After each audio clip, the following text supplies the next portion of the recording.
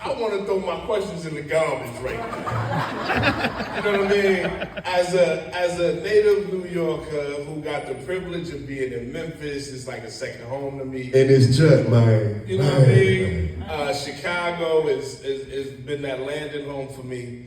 I had the privilege of being in that back room with you and family.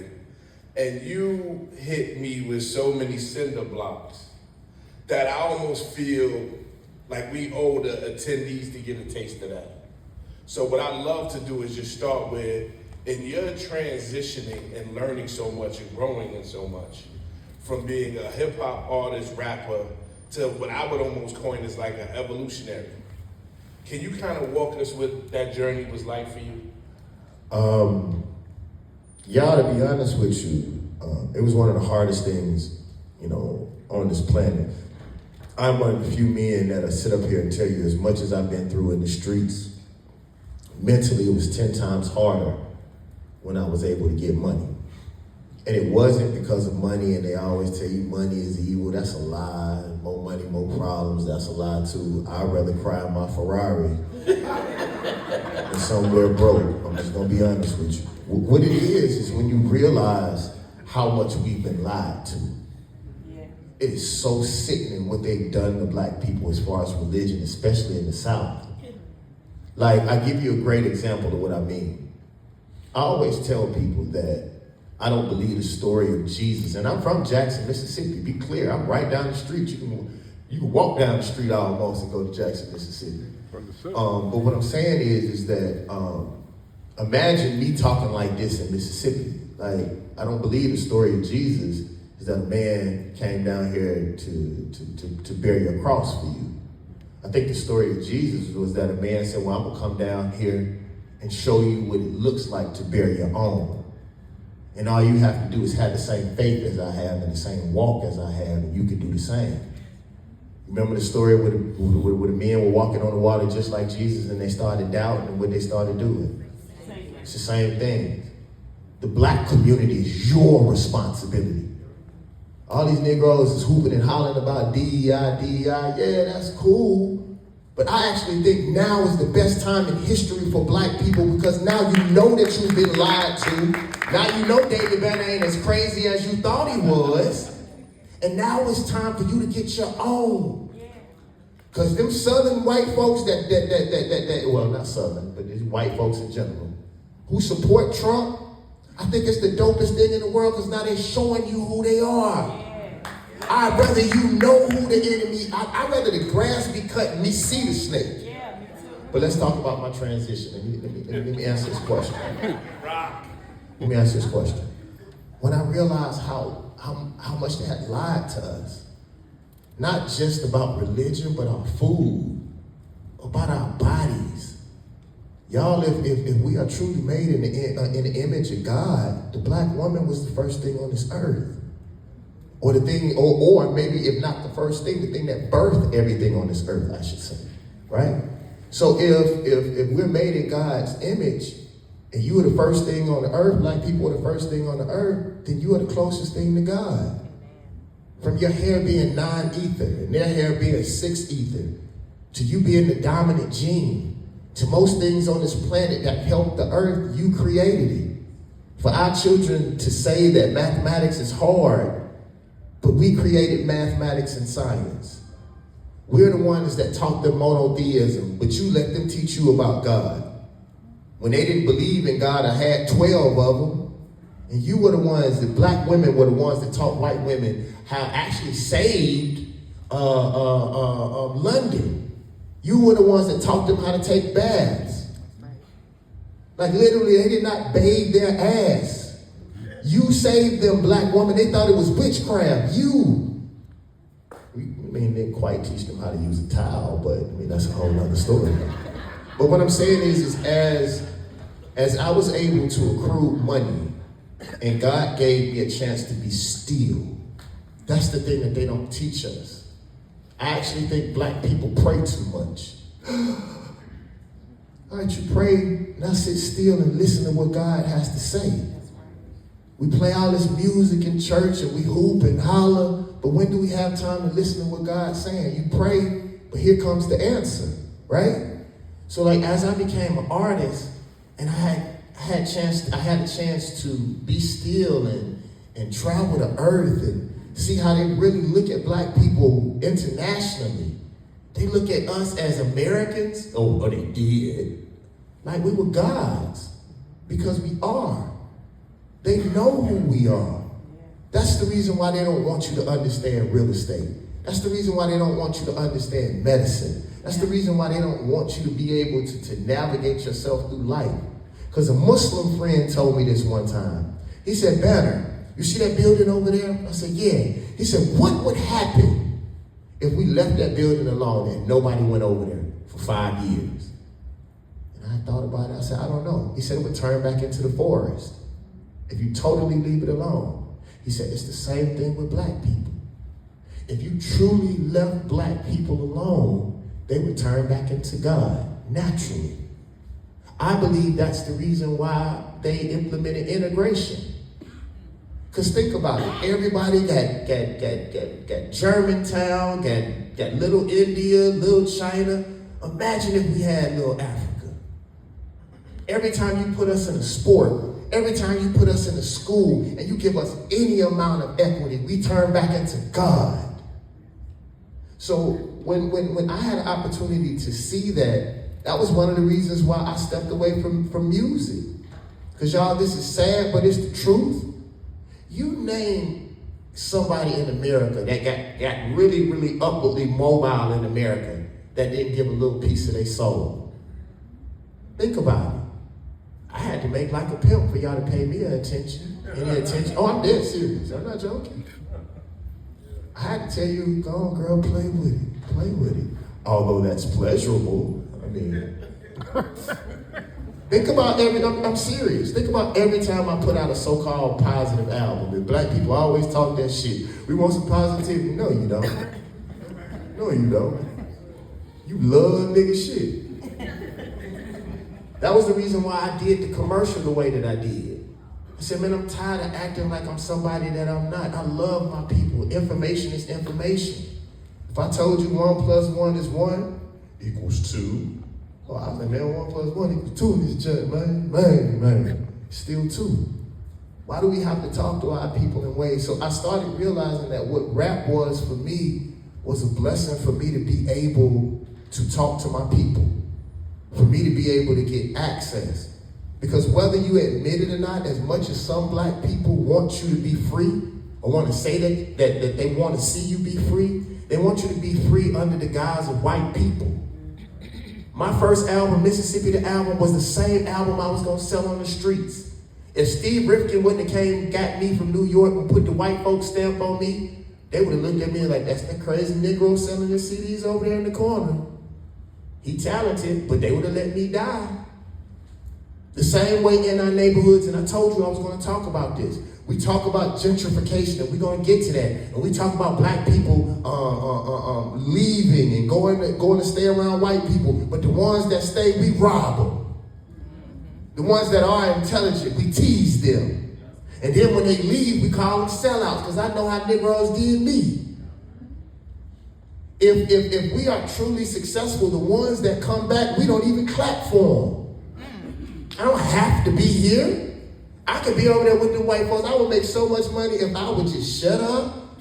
Think about it. Every time I get famous and they give me a platform, all right, black people getting fucked over. Y'all help the black people. And then I fall off again. And y'all let me fall off. And then I get my power. Katrina, Mike Brown, y'all Mike Brown. Well, I got this mic, y'all listen.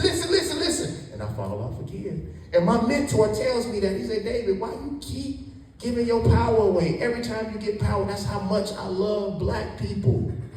That's how much I love our folks, that I want us to be free. But then I realized something. Then I'm going to answer your question directly. Who in the hell do I think I am when y'all did Marcus Garvey? And the fact that some of y'all don't know who Marcus Garvey is more of a problem. Look at what you did to Marcus Garvey. You say you loved Malcolm. Look at what they did to Malcolm. And you don't even do nothing for his family. Martin Luther King, although his family got suits and ties, they still selling his mementos to this day. Why would a black kid want to be a king when you let him kill that one? Why would a black kid want to stay in a black neighborhood if we don't treat them right? Y'all, I don't care. Really, I'm not emotional about you selling your dope, but why you only sell dope to black folks? You don't do that to them white folk. We gossip and we talk about all of these things in our neighborhood. When a black star do something, y'all will put them up on the cross. But let a Weinstein do the same exact thing. You hear nothing. The problem with real estate, the problem with medicine is that most black people don't want to be black. You only black when it's convenient. You only black when it's cool. And one thing that I say, unlike a lot of these Negroes, I have sacrificed. When I could have went on and been that super mega star, I turned back and came back for my people. I'm not coming back no more this time. You have to walk with me. I'm gone. I'm 50 years old without kids, without sustainable wealth, because I have always tried to come back and make things. I've tried to do science fiction movies. I've tried to do all of these things. I've healed the hood. You can't name but one time when black people had problems that I wasn't on the front line for them. And the only reason why I'm telling you this, it's the psychology. We gotta be honest with ourselves, with the way that we wear our hair, the clothes that we wear, everything that we buy. I have a friend in Jackson, Mississippi, and then we're gonna go to the next question. Every time this black, he from the hood, he's just now becoming conscious. He ain't one of these conscious dudes, but he tells me, he said, David Banner, when I wake up in the morning, and let's say I want a piece of chicken, my first thought is, how can I buy that piece of chicken from a black person? If I can't readily do it quickly, then I move on and get whatever I get. But my first thought is always, how can I get it from a black person? I'll give you a great example. I'm into high fashion now. I don't know if y'all noticed how fly I did. I told you. Thank you. I need that suit when you're done. This is actually made by a black man. Amen. Fear of God. It took me a while to find somebody who had the level of clothes that I needed in order to tear these fools' mouth off. But I would say over 60% of the clothes that I wear are made by black people. That's my effort. I don't owe nobody shit, but it's my effort, is what I live. So what I tell y'all, man, like, all you have to do is want to do it. If God knows that, see, one of the things that they tell us about God is that, we are supposed to respect and fear God, but I think that God wants to give you everything that you want. If you say, you a nigga, well, you said it. I give it to you. It's granted. If you say you a God, God will get that to you too. So it's, what do you really want from your people? What do you want for yourself? And I'll tell you this from a personal standpoint, and it almost brings tears to my eyes because I just learned this within this year, is that people treat you exactly how you treat yourself. I give you a great example. Being clean don't cost a motherfucking dime. I had a sister, she needed some money. She was a friend of mine. It ain't the hood, but it's damn near close. She said, Ben, I need $700. All right, baby, I got you. Came over to her hood, whatever. It was paper all over the fucking hood. I'm a black man, a so-called star. I said, give me a trash bag. She gave me a trash bag. I went and picked up all the fucking paper in front of her. I bet you the property value went up about $4,000 or $5,000. Just me. I don't even live there. Y'all, I don't go to church no more. I just tell y'all the truth. Church ain't for me. I believe in God. So I said, since I ain't gonna go to church on Sunday, I got an idea. Do y'all know the comedian? Y'all ever heard this comedian named Ali Sadiq? Yeah. He my favorite now. He a real one. Ali Sadiq, every week that he comes home from doing comedy, guess what he does? He's Muslim. He goes to the mosque and he cleans the bathroom. He gets on his hands and knees because ain't nothing coming between him and God. So I said, well, maybe since I ain't going to church no more on Sundays, I'm going to take my black ass somewhere and pick up paper. I'm dead serious. And if I can pick up paper and these kids can see David Banner with his rich ass out there picking up paper, taking care of his neighborhood, then maybe they can. The reason white people treat us the way that they treat us is because we don't care nothing about ourselves. Right.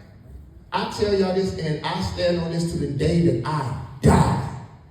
Let black people stand up for an innocent black child one time. One time, not 2 times, one time. But they won't put their hands on another innocent black child. But we don't really love our kids. We don't really love the land. That's why I love what you're doing. Because, bro, you could have made this money for yourself. You could have manipulated folks. And probably still can if you chose to. But we hope not. And the reason why is I always keep in the fact that I don't want you to trust me. One of my mentors said, she's a Russian lady. She said, David, I don't want you ever to trust me. I said, huh? She said, I know that I'm telling the truth. But if you keep me in check, someone may make you feel the way that I make you feel and may not have the same intent that I have. So if you keep me in check, then you damn sure keep them in check. Ladies, I want you to think about this. This your girl? Okay, you sure? Daughter? Because I'm about to do some real charming shit and I don't want to get stabbed. All right, so let me ask you a question. Get very serious, okay? What is the truth? What's the difference between the truth and good game? Watch this. Oh, she said how it makes you feel. And she gave me a little shit.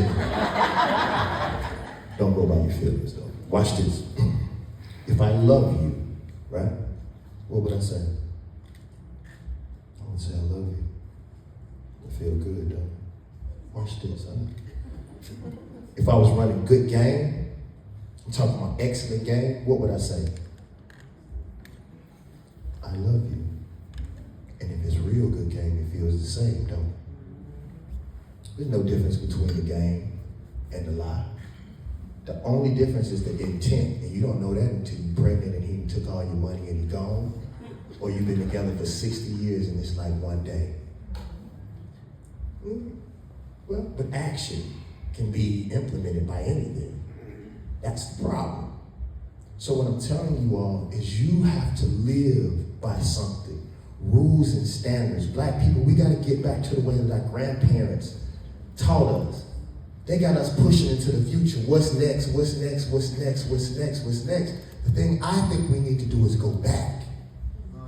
We need to go back to them ways. When your grandma would tell you somebody would walk in the room, and my grandma would say, something ain't right about that motherfucker. Yeah. And my grandma wasn't wrong one time. It may took me 30. You know what I got about telling the truth? I'm dead serious. We keep running away from our culture, trying to be something and somebody that we are not, when the truth is they have been chasing us all the time. One thing that this man said, and we're going to get back to the question, was one thing that they are not making any more of is land. And on that land, I would tell y'all to grow you some food. I know we're here to build houses, but Minister Farrakhan told me something. He said, David Banner, these people are tearing up this whole entire planet. He said they're messing up the food, they're messing up the water. He said if you grow organic food and it's sustainable for your people, they will bow to you. So as we talk about, us having a place to stay, also take some of that land and grow something on it. All right, so I'm ready. Again. Woo! Yeah, you like the matching him. And really trying to navigate. Mindset is like what's the most prevailing thought that I'm like overwhelmed with. So, and I want to always big up my partner in crime in the room, the director here in Tennessee, Miss Rashida Jones in the back of the room.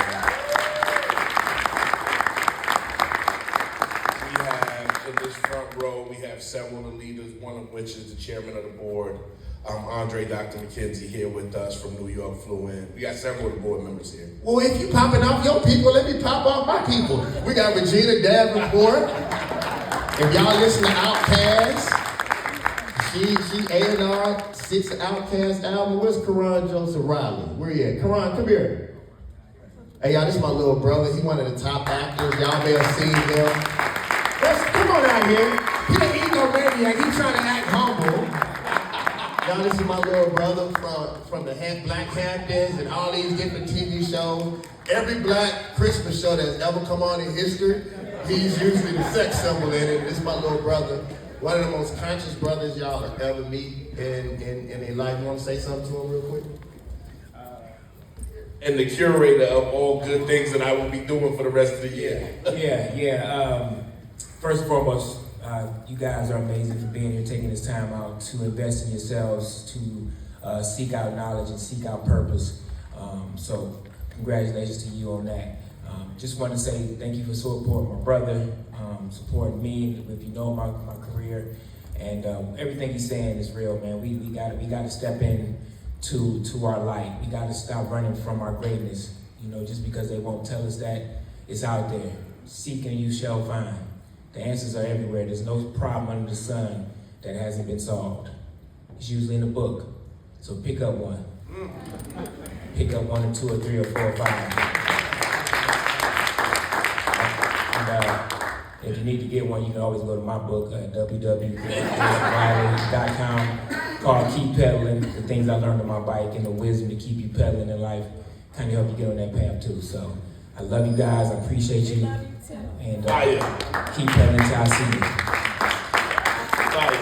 Hey, let me tell y'all something really quick, then we'll finish up. Y'all, I wish I would have known this earlier. Who you around is very, very important. Y'all, to be honest with you, most of the people that are around me are so much smarter than me. Like my security guard, Scott Parker, was supposed to have been a doctor. But he was also a Golden Glove. He was a Golden Glove champion and ended up getting into jiu-jitsu.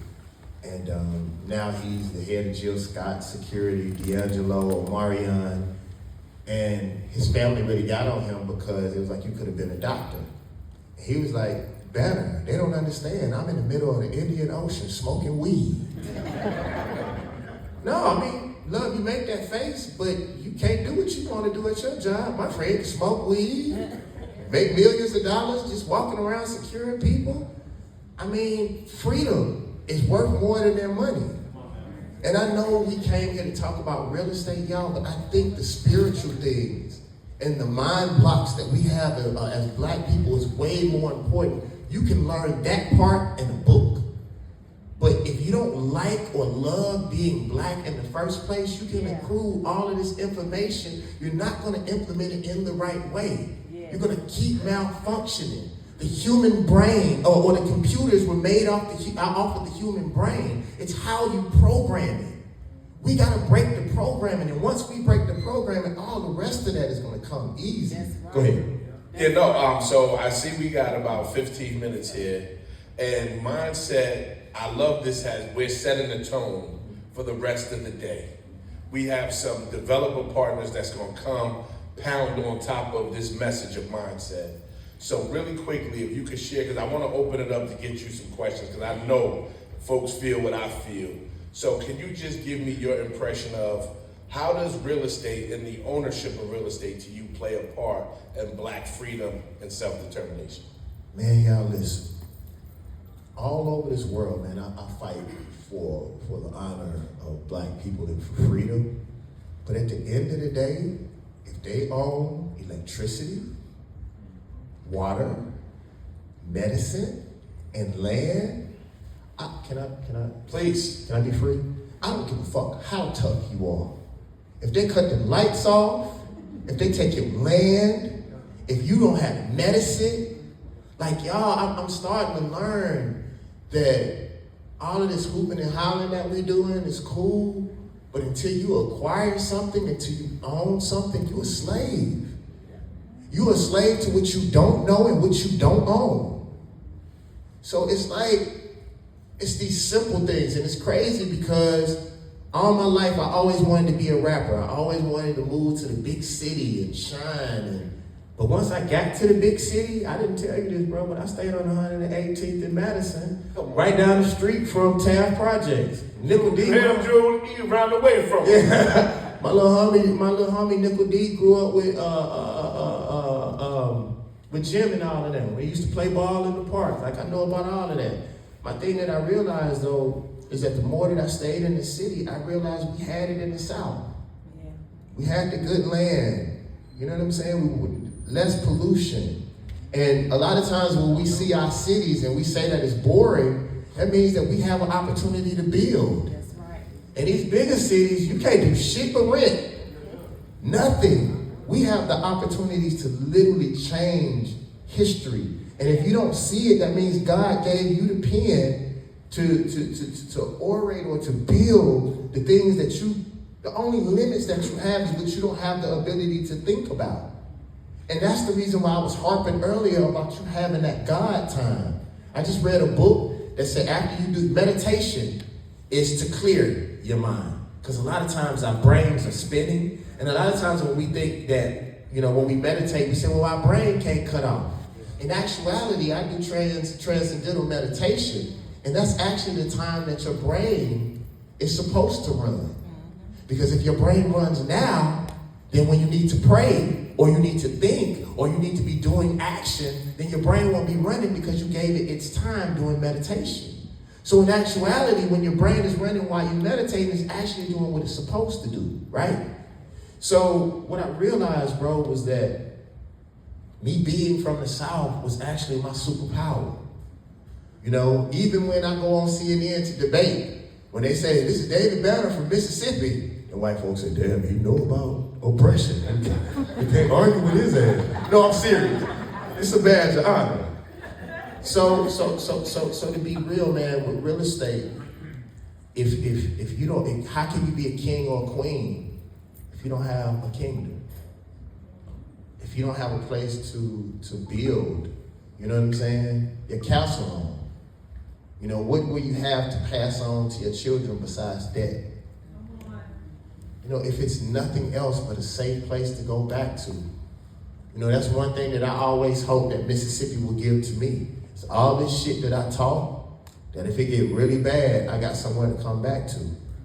One thing that I like about me, because all of my friends know that I'm into guns and all of that kind of stuff, is that when the pandemic happened, everybody wanted to come to my house. Because they thought I was crazy. I stocked up water and canned goods. I had guns. I had the pond that y'all saw on Cribs. So I had already had it set up that if it got bad, we could stay at my house for 3 months.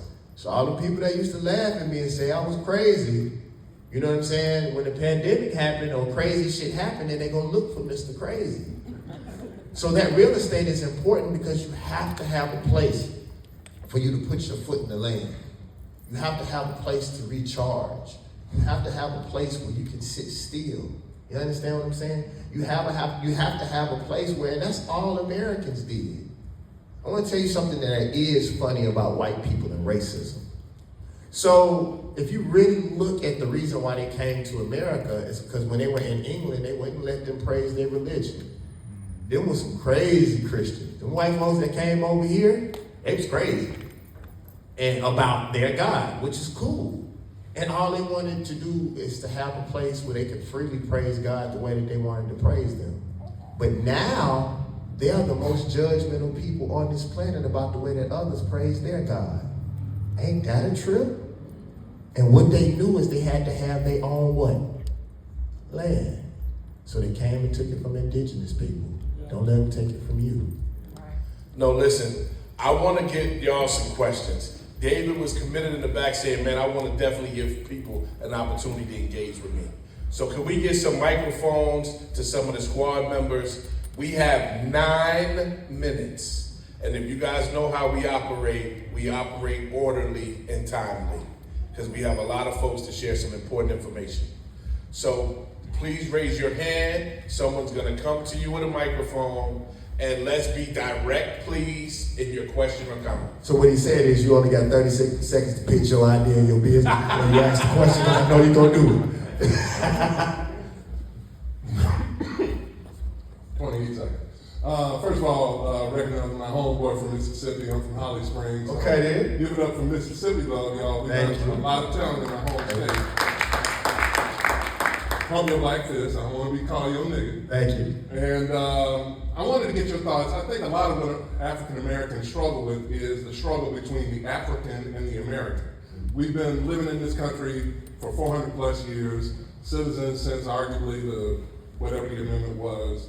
But the point is, I think the difficulty is in reconciling the Africanness with the Americanness. And I know you can go 9 minutes on that, but I love the way you think. Well, this is what I'll tell you. First of all, that there's this big argument about us either being indigenous or African or whatever we may call ourselves. This is what I say, is at this point it don't matter. Neither way is working. I think that's the next level conversation that we have to have. No matter how we look at it, whether it's colonialism, whether it's racism, whatever the fuck we want to call it, we are getting our ass kicked all over the world, right? And so the thing that I'll tell you, and this is how I was going to end it, but I think it's attached to your conversation. This generation of black kids are some of the greatest that I've ever seen.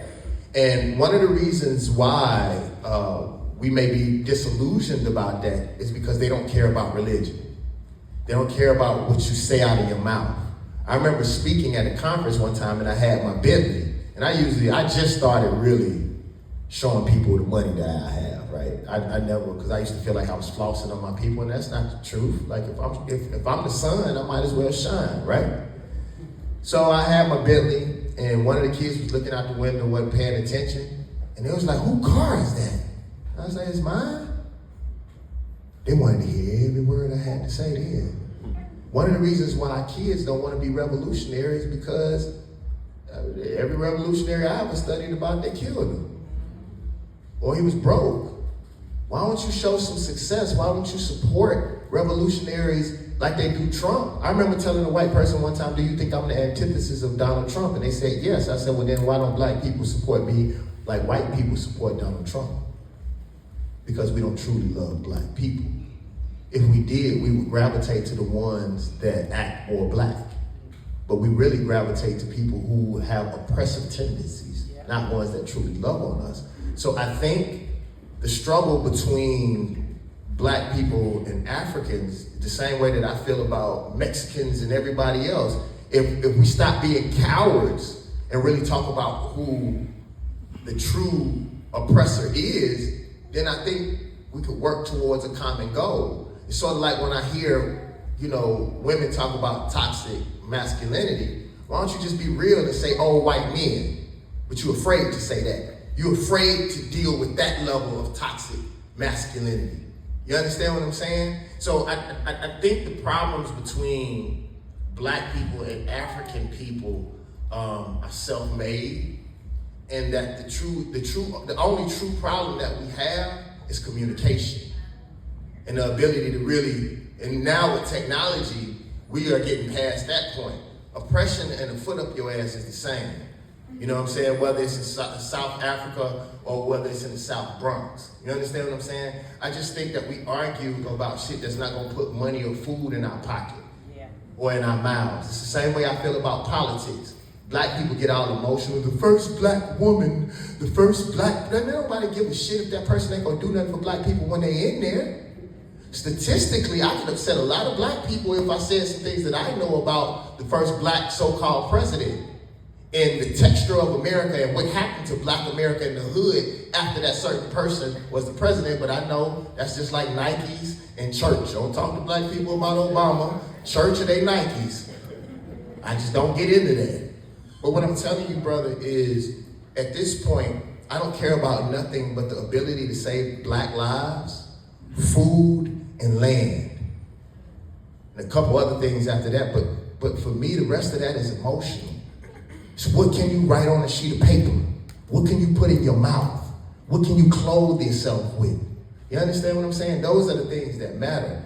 With the way that the Asians are soaking up Africa, the way that white folks been soaking up Africa. They got the same problems that we have, bro. That's the reason why I love Patrice Lumumba. The reason why they dropped Patrice Lumumba in acid was because he told them to get the fuck out of here. I don't want to be your president. Don't give me no politician. Don't make me the president. I want you to give our minerals back.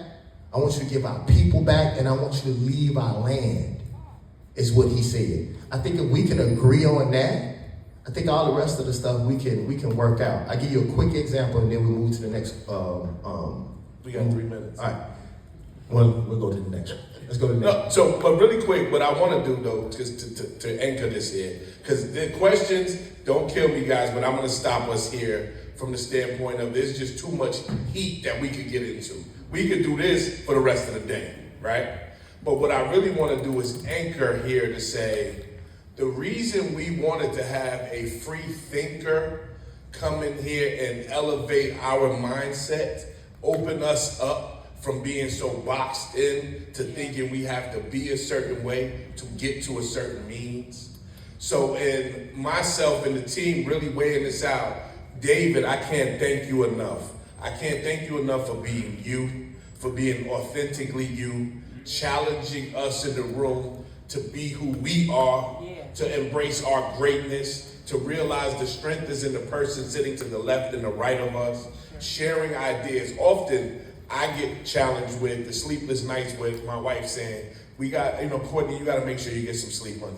You got to make sure you do this. My life's mission is this work, and I'm humble to admit it. Yeah. To see everybody in here be financially free, your kids to be free. I would have felt like growing up in Harlem, my people sacrificed for something. Having a brother about to come up next in Jude Bernard, we come up together from a society part of town where we not supposed to be doing what we doing today, right? That wasn't what the path that was charted for us. But having mentors, having folks, and getting lucky gave us an opportunity to go a different way in life. And I just feel like the biggest payday in paying it forward is doing for somebody else what we got blessed to have an opportunity to do, right? Can I tell you one thing that we enough? For you being here, making time, squeezing us in. I don't hide nothing from our family.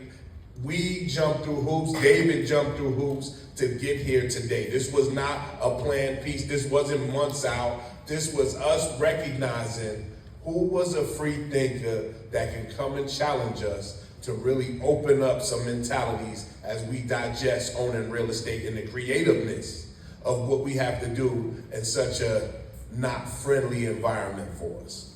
Can I say one thing to him before I leave? And I want to get close to y'all when I say this. I don't care what you believe in from a religious standpoint, but I'm going to prove to you, beyond a shadow of a doubt, that most black people don't believe in God. I'll show you this. So, think about this. If God, he, she, or it, because I think it's oppressive to say that God is a he. You don't know that. And really, from a technical standpoint, God is creation, right? Love, what do you have on your chest? A what? A baby. Creation incarnate. You are the creators. Maybe, just maybe, that's the reason why I'm so strong. So I can predict God while she creates. I don't know. Maybe I'm just a free thinker. I'm just saying. But think about this. What keeps you away from God is fear. Think about it. When they always talk about faith, it's because we don't truly believe. We're scared. We fear. One of the reasons why I act the way that I act in public, because John Henry Clark said maybe one step to freedom is just acting like you're free. One of the reasons why our children act the way that they act in our neighborhoods is because the black men are not outside. We are afraid of our children. How can we talk about real estate and controlling our neighborhoods when you can't control your house? How can we talk about controlling our neighborhoods and our children when, ladies, we don't even control the food that goes in our children's mouths? I have really high blood pressure now. When y'all see how I look, it's because I dictate everything that goes in our mouth. And the amount of salt and sugar that they're putting in our food, how can you expect our kids to sit their little ass down when you didn't gave them more in a bowl of cereal, more sugar before they start their day off than they will probably have had in 2 days? Because talk to them, love. Boy, I tell you, Coke is the worst. Coke not only has the daily amount of sugar, but the daily amount of salt too. And y'all trust these people with your well-being? The reason why I tell you about God is if you truly believe, if God bounced you on his or her knee, I'm talking about physically, and y'all know how black people are. You give us a gold chain, you can't tell us shit. So imagine if you really thought God was your father or your mother, really, literally, in the physical form. Couldn't nobody tell you nothing? Yes. White people went to Africa, and the Africans told them, they asked us, whose land is this? They said, it's all of our land. Then white folks said, really? It's all of our land? Well, here, you take this Bible real quick. We read that Bible, you look back up and the land was gone. That's how you have to feel about Memphis. This is your land. And it's your land by blood right. Whether you believe that you are indigenous to this land or not, you didn't bled enough. You have not sweat equity, you have blood equity. So when you walk into these rooms, when you go to these, wherever you go, you have to go with the attitude. White people walk in your neighborhood like it's theirs. One thing, I'm sorry, y'all, piss me off about white folks, and I know this small, is when I'm walking into a store and they gotta tie their shoe. They tie their shoe in front of the door. They don't even move out the way. Or like your lady, they driving on the highway and they missed it, like literally, the turnoff is right there.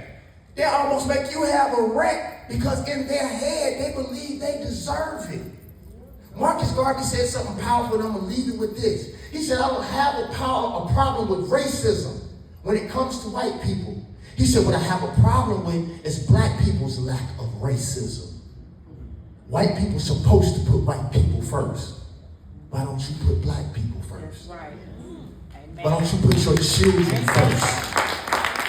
Why don't you believe the fact that your parents worked this land, tilled this land, took care of their kids? My grandmother spent more time with them white folks' kids so she could pay to feed her kids. But my grandmother raised their kids. So this is what you have to have when you walk into these buildings. When you study those books. Y'all, the one thing that I learned with my transformation, besides my spiritual journey, is my thirst for knowledge. You have to read these books. And let me tell you what I did with my lawyer. I think this is so dope, and I scared that white boy. So usually when you go to your lawyer, they charge you by the hour, right? But usually when you go to the meeting, it only takes about 30, 40 minutes, sometimes 15 minutes, right? They still charge you for an hour, right? So as I read these books, I take notes. I went on LegalZoom, and I read every contract that I possibly could. And when I had questions, I just held them. When I went for my lawyer for that hour, I looked, it was 30 minutes. He started getting up, well, okay, Mr. Crump, no, sit your ass back down. I got 30 more minutes, and I got 35 minutes worth of questions.